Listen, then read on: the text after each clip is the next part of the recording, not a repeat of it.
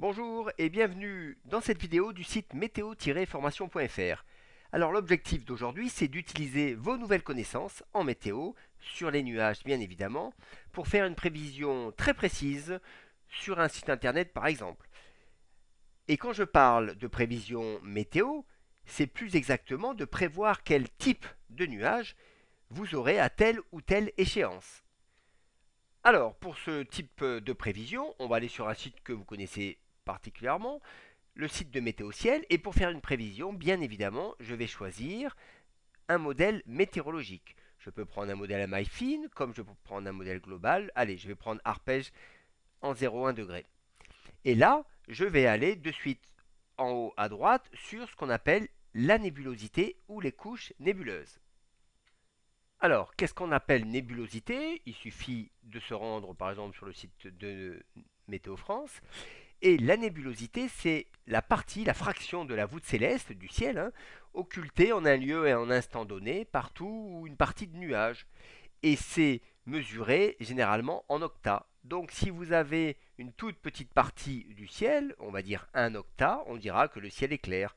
Si vous avez 8 octas sur 8 qui sont remplis par des nuages, on dira que le ciel est totalement couvert. Alors reprenons un petit peu nos cartes. Donc je vais aller prévoir la nébulosité, c'est-à-dire la partie du ciel qui est couverte par des nuages. Ça peut être intéressant si je veux aller à la plage, savoir si je vais avoir des nuages ou si je vais pouvoir bronzer. Je choisis mon échéance. Allez, on va prendre euh, une échéance comme ça par hasard. Vendredi 15 heures.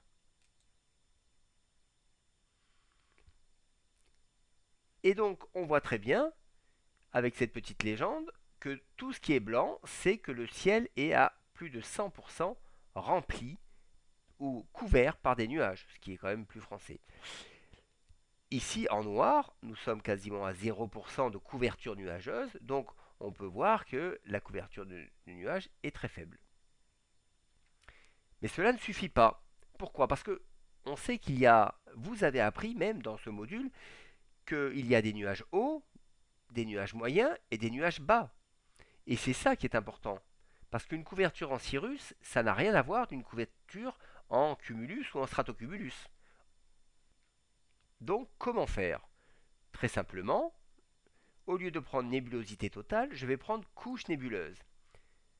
Et là, on tombe sur une carte pas facile à décoder au premier abord, mais en regardant bien cette phrase marquée en haut, on va vite comprendre. En rouge, il s'agit des nébulosités basses, c'est-à-dire des nuages bas. En vert, des nébulosités moyennes de type alto-Q, alto-Stra, et en bleu, des nébulosités de type haut. Alors là, ça sera de type Cirrus, Cirrostratus, Cirrocumulus. Donc, si on comprend bien, par exemple, dans le sud-ouest de la France, on a beaucoup de rouge qui remonte après sur le massif central. Ça veut dire que là, on va pas voir trop le soleil. La nébulosité, là, près des Pyrénées, près de Biarritz, près de tout le sud-ouest, là, elle va pas être très très bonne. Ça va être difficile à 15 heures locales, vendredi 4 octobre, de voir du soleil. On va se dire, ah mais oui, mais le sud-est de la France, regardez, Nice, Hyères, Toulon, Marseille, là il fait beau. Enfin, il fait pas beau non plus parce qu'il y a du bleu. Mais en fait, le bleu, ce sont des nuages hauts. Donc, attendez, je me remets sur l'heure. Ce sont des nuages hauts. Donc en fait, cette distinction entre nébule basse, nébule moyenne, nébule haute est très très importante. Pourquoi? Parce que là, je sais que dans le sud-ouest, je ne verrai pas le soleil, alors que je sais que là, dans le sud-est, oui, ça va être nuageux aussi, pareil. Mais ça sera par des nuages de type Cirrus, et ça n'empêche pas le soleil de passer, et ça donne toujours une sensation de très très très beau temps. Et c'est ça le piège qu'il faut éviter. Souvent, beaucoup de sites vous calculent une nébulosité totale à 100%. Vous dites oh là là, on va pas voir le soleil. Mais en fait, non. Il faut vraiment faire la différence avec des nébulosités basses, moyennes et hautes.